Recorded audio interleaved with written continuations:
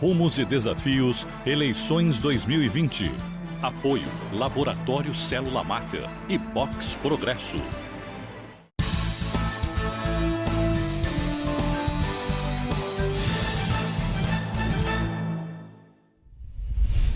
Seja bem-vindo ao programa Rumos e Desafios Eleições 2020 da Santa Cecília TV, uma emissora educativa da Universidade Santa Cecília de Santos. O especial de hoje conta com a presença do prefeito do município de Praia Grande, Alberto Mourão, que gentilmente nos recebeu no gabinete dele. Prefeito, é muito bom estar aqui e gravar esse programa com o senhor. É importante para a gente estar participando do seu programa e a iniciativa, de Santa Cecília de fazer um programa nesse momento de encerramento dos mandatos dos prefeitos, poder prestar conta, poder falar um pouquinho dos desafios e nesse momento difícil de pandemia, né?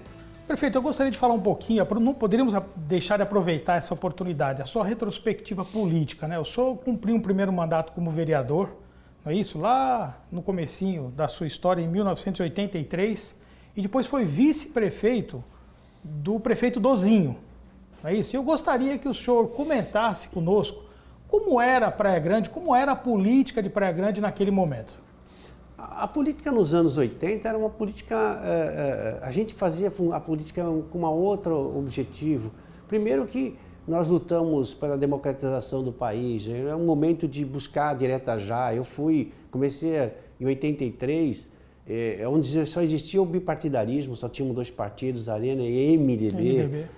Eu comecei também, eu me lembro dos embates, todas as câmaras, tanto São Vicente, qualquer dessas câmaras eram muito fortes, não eram só os problemas que existiam estruturantes em cada cidade, sociais, existia também uma pressão de busca dessa redemocratização, de muitas das coisas que a gente sabe que aconteceram naquele passado.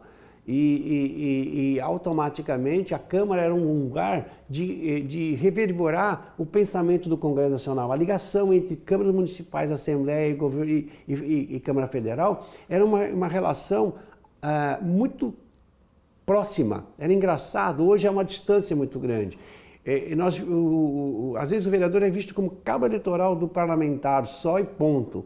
Ele não é visto como aquela ligação política para discutir temas políticos importantes. O debate era acalorado em plenário, era maravilhoso. A sociedade participava. O vereador não tinha remuneração, não tinha assessor. Então, o seguinte, era uma coisa assim de cidadania, era uma luta e era muito maravilhoso. Eu não sou saudosista, só falando que a gente precisa rever certos conceitos de política.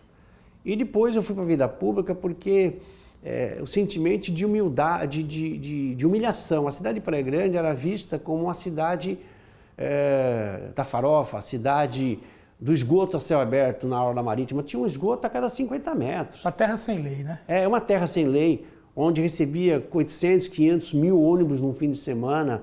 As pessoas entravam na cidade, destruíam a cidade e iam embora e afugentavam aqueles que tinham seus imóveis aqui de veraneio, que começaram a abandonar. Então, era o caos.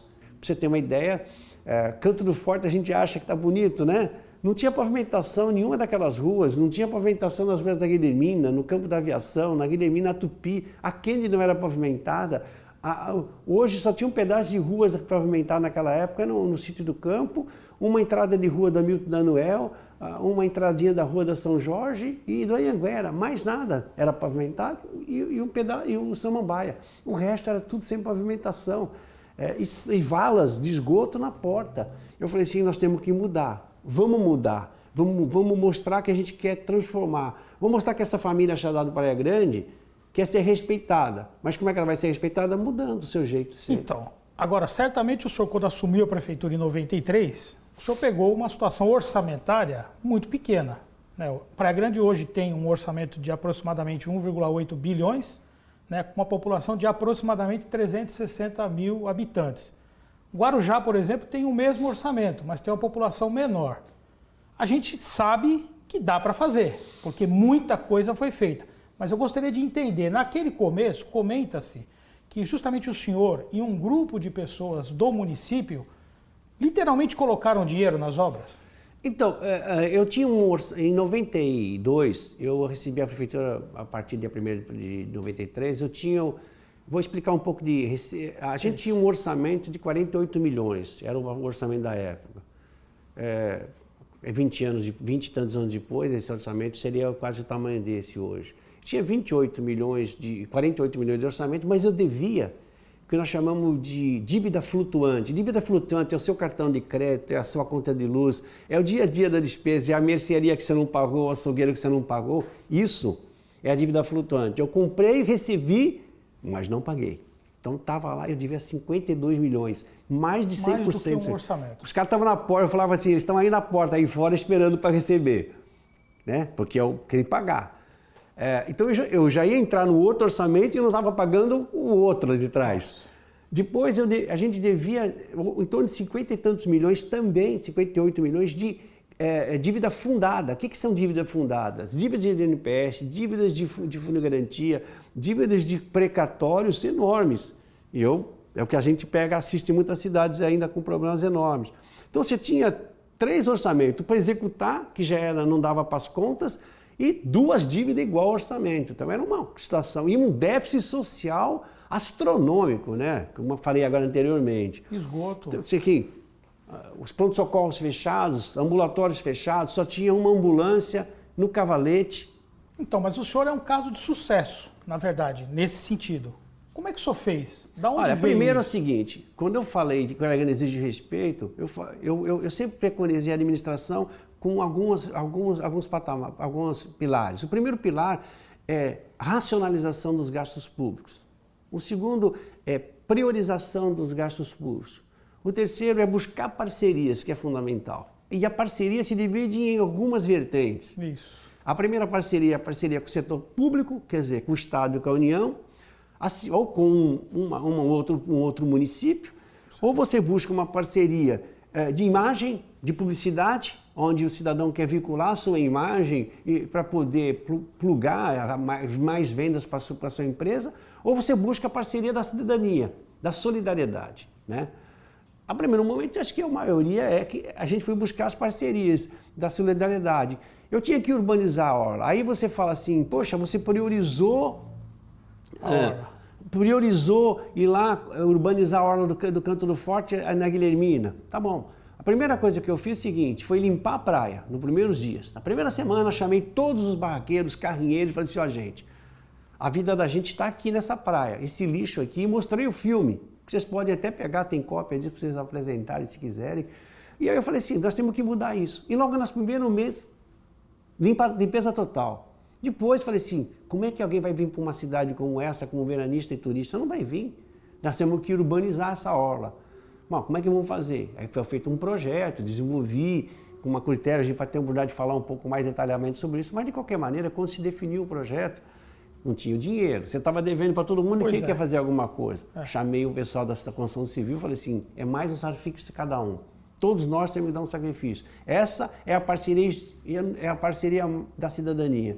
E aí reuni 10 empresários para bancar um trecho de 800 metros de urbanização. O senhor é um deles? Eu fui um deles. Ricardo Yamauchi, Dominguinhos, outras empresas entraram nisso. E aí, em cima desta urbanização, e da Ayrton Senna, que foi feito também do mesmo jeito, o portal, toda a duplicação, com recursos dados para cada um, um dava tijolo, outro dava ferro, outro dava madeira, cada um contribuía com o que podia. E aí a gente conseguiu melhorar a autoestima. O cidadão começou a se falar assim, dá para mudar unido, dá para fazer em conjunto. Criou-se a lei de adote uma praça, a gente dividiu a praia toda dividida em praças. A cada 60 metros tem uma praça, ninguém percebe, mas existe com o nome de um peixe. E o cidadão que tinha imposto atrasado, ele podia abater 25% a 30% do que ele gastou lá na dívida do imposto dele. Então ele começou a fazer... Aí construímos a Vila Tupi toda, ali na região da Tupi, quase todas a urbanização. Então esta é a dinâmica administrativa que é fundamental. E quando a gente fala de priorização, eu queria deixar claro aqui, porque às vezes o político, o escuso, aquele político maldoso, ele quer fazer o discurso para pegar o cara de surpresa, mas na verdade, e eu vou dar um exemplo mais claro agora, né?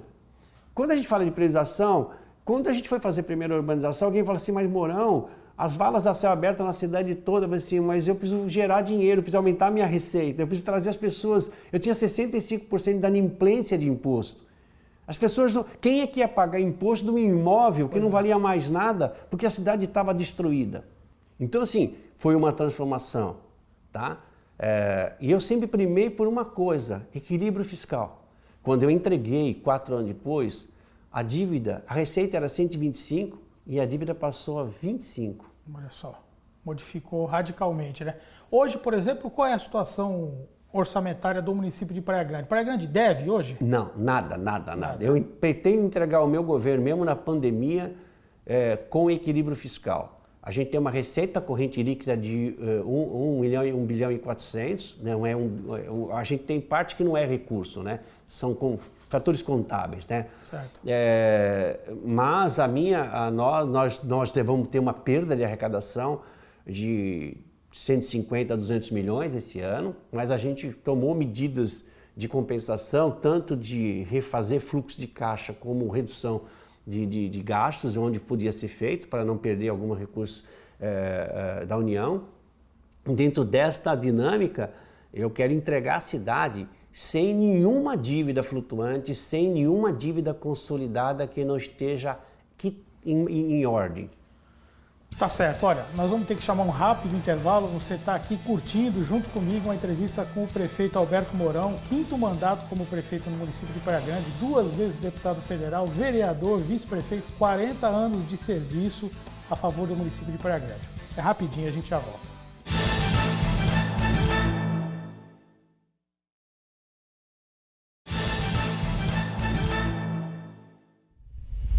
Estamos de volta com o programa Rumos e Desafios Eleições 2020 com o prefeito do município de Praia Grande, Alberto Mourão.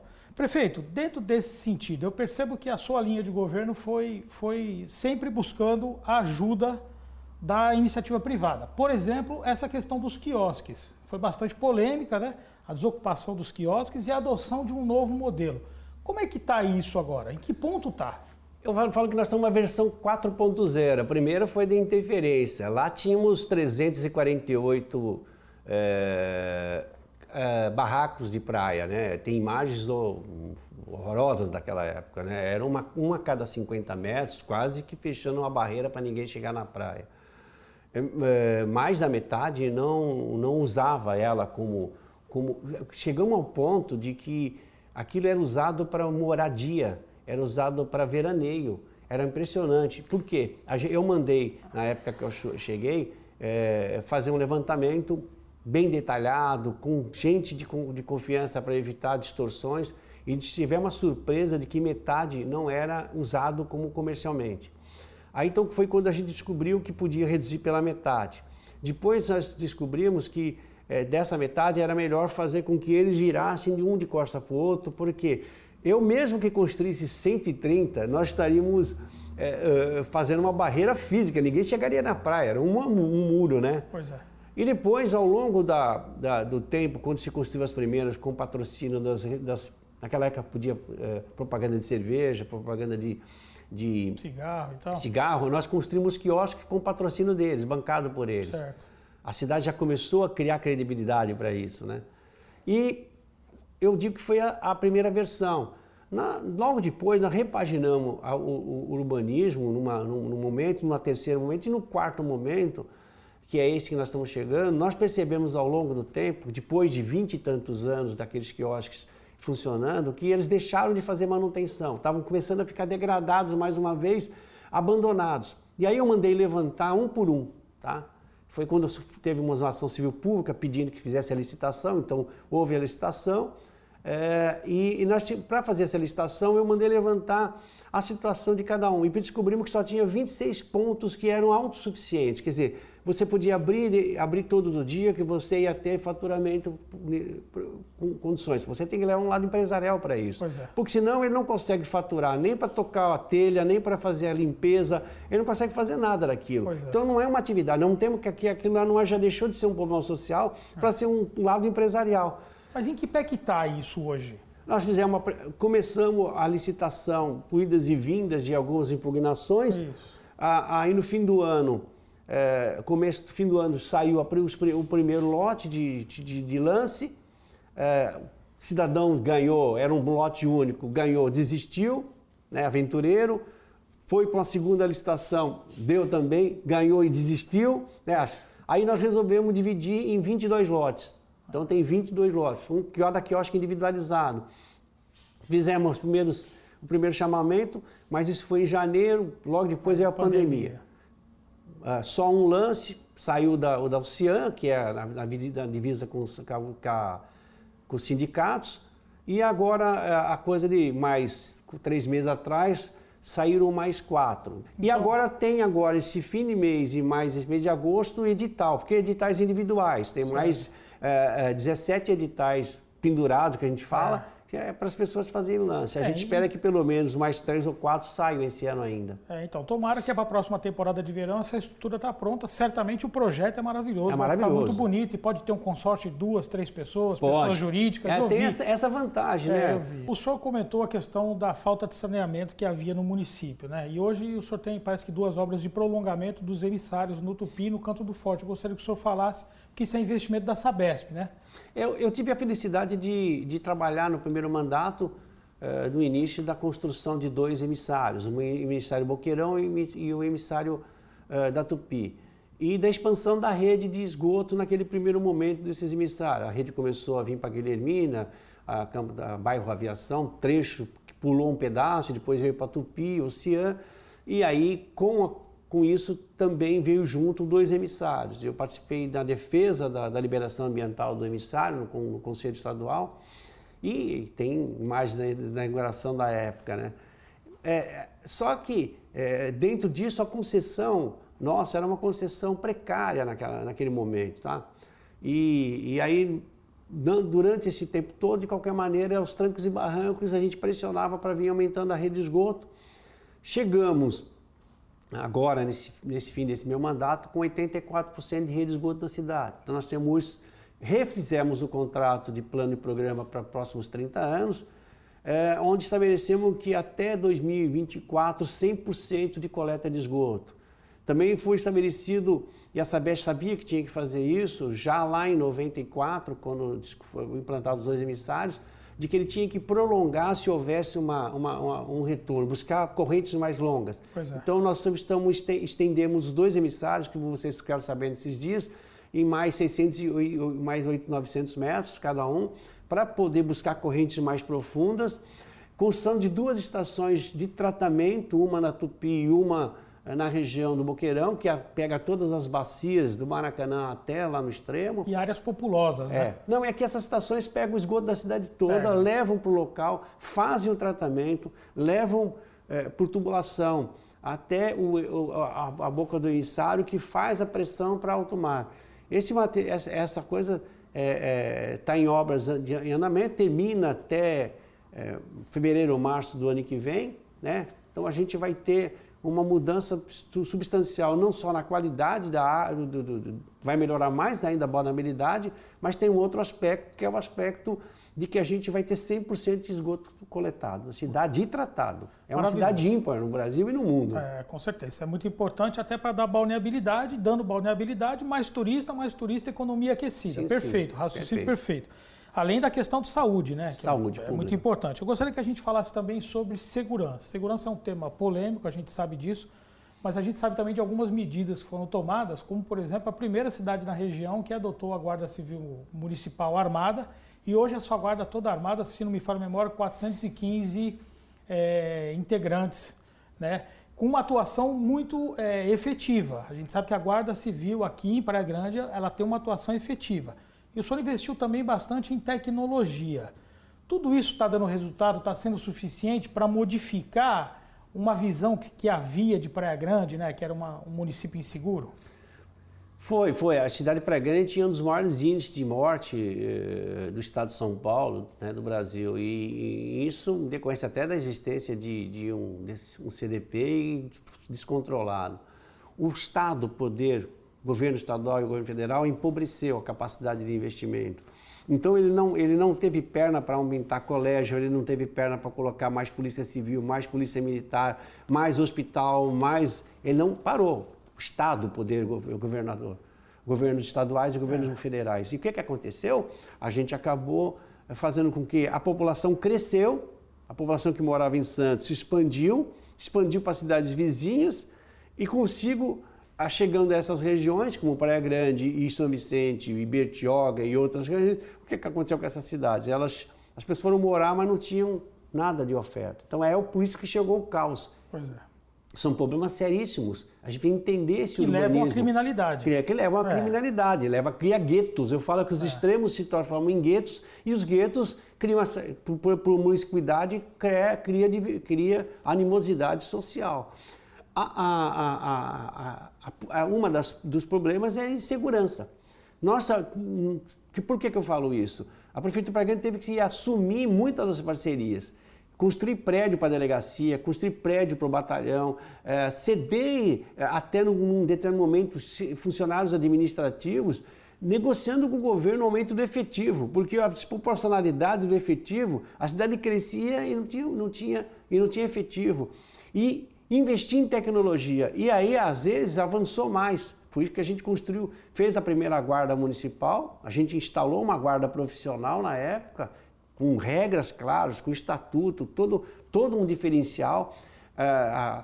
Aliás, a faculdade, nós contratamos uma faculdade para fazer o curso de formação deles na época, inovador. Ele tinha que fazer a primeira prova intelectual e física, depois ele ia fazer a formação intelectual e só vira guarda se ele passar na prova intelectual de novo. Como acontece na polícia. Que nem na polícia. Você tem que... Não era para ser uma guarda informal.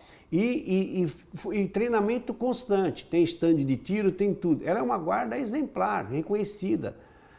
E nós fomos a primeira guarda a ser armada, né? Então, mas não ficamos preocupados, que eu achava que a gente tem um poder de polícia limitado. Então começamos a trabalhar com o governo do estado, eu te dou, você me dá. Quer dizer, eu te dou condições de ser parceiro de você, mas eu quero aumento de efetivo. O que combinou? Com a criação da terceira companhia. Primeiro não tinha nem batalhão aqui. Era uma companhia. Nós conseguimos, na metade dos outros governos, a criação da companhia, do 45.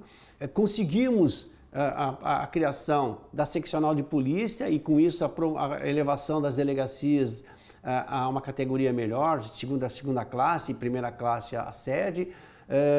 Com isso você tem uma remuneração melhor, você tem um efetivo maior. Nós conseguimos então fazer uma reestruturação de polícia civil e militar e uma sinergia entre as forças. Nós trabalhamos muito em conjunto. Quando eu volto a ser prefeito em 2001, eu queria melhorar, eu acho que o homem tem que ser potencializado a ação dele e os olhos dele podem estar em qualquer canto. E aí eu comecei um projeto de instalação de câmeras de rua, tá? E aí a gente espalhou 207 quilômetros de fibra ótica subterrânea na cidade. Olha que a grandiosidade disso. E 100 e tantos quilômetros de cabo de cassete que redistribui.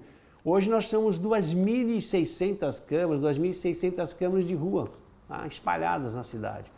E não só nos preocupamos com as câmeras, o nosso CCO já está numa fase. Antes ele era digital o primeiro projeto, que só tinha digital. Nós transformamos e reformamos em analógico, transformamos as câmeras todas em digital. Ele era analógico. Era analógico, se tornou digital. Se tornou digital. Certo. E agora as câmeras todas são digitais. E com a vinda da OCR, que era um sonho da gente, começamos com o selinho de identificação e agora a OCR, nós começamos a fazer o cerco eletrônico. O que é o cerco eletrônico? Nós temos espalhados 175 câmeras de OCR por toda a cidade, em pontos estratégicos. Ninguém entra, ninguém sai da cidade, que a chapa não fique registrada, e se esse carro estiver sendo procurado, em tempo real a central sabe dele e já manda desviar uma polícia para pegar. Então o que aconteceu? Nós diminuímos mais de 70 e tantos % do furto e roubo de automóvel. Em espaço curto de tempo, passou a funcionar. E aí, a gente está aí no identificação facial, vídeo analítico. O que é vídeo analítico? Eu consigo pegar uma imagem gravada por 4, 5 dias ou de meses armazenada, eu acho rapidamente essa imagem no sistema com com informações adequadas. E aí, então, mas aí o contexto Identificação facial. O contexto da segurança de Praia Grande, então, mudou. Mudou. Nós temos indicadores maravilhosos, caíram violentamente. Ainda essa semana recebi do Fincate, com o coronel, as informações que mais uma vez caíram mais ainda os números, tudo extremamente controlado. Olha, muito bom. Nós teremos inúmeros assuntos para conversar ainda. Projeto Andaraguá, eu tinha bastante interesse em saber a respeito disso, ensino público, questões de saúde, o esporte que o senhor está fazendo, o sítio do campo, né? A reforma pista. Nós teremos inúmeras coisas para falar. Mas, de fato, o nosso programa já chegou ao fim, entendeu? Então, eu gostaria de agradecer profundamente a gentileza do senhor de nos receber no seu gabinete para gravar esse programa. E gostaria de terminar com um questionamento. Quais são os novos projetos políticos do prefeito Alberto Mourão? Eu acho que você não pode... Quando você fica de olho no próximo mandato, você só faz política, não administra. Mas o seu está acabando. Não, é assim, eu sempre tive essa preocupação que quem olha lá para frente, tropeça na pedra. Certo. Ele tem que olhar para frente e olhar aqui. Você falou assim, mas você sempre falou de planejamento de longo prazo. Quando você só planeja para você, é egoísmo. Certo. Tá? E quando você está na gestão de um órgão público, você é produto daqui, você é resultado daquilo que você fez, não do que você só fala. Então, eu acho que o meu futuro depende de como eu terminar meu governo, o futuro meu depende de como eu realizei, do que eu fiz. Se eu não tiver essa preocupação, eu fico fazendo política. Eu vou atender de forma eleitoreira certos assuntos e aí eu destruo a administração e não construo algo para a sociedade. Por isso, assim, falar com toda sinceridade, eu tenho diversas possibilidades aí na frente, né? Eu posso ser deputado federal, estadual, senador, governador, vice-governador, presidente da República. Ser governador. Né? Aí vai depender. Mas, prefeito, ser governador é algo que passa na sua cabeça? Sim ou não? Sim ou não? Para o telespectador. Olha, passa na sua cabeça? Seria uma hipocrisia você falar assim, quem não gostaria de governar o seu estado? Maravilhoso. Se eu me coloquei à posição de governar o meu município, entendeu? 40 anos de vida pública, muita experiência, né? Muita articulação. Olha, nós já chegamos no final. Eu agradeço a sua presença, viu? Olha, o mais importante é você aí em casa assistindo Rumos e Desafios. Eu lembro também que você pode se atualizar, acompanhar informações no Santa Portal, www.santaportal.com.br. Obrigado, continue firme aí na programação da Santa Cecília TV.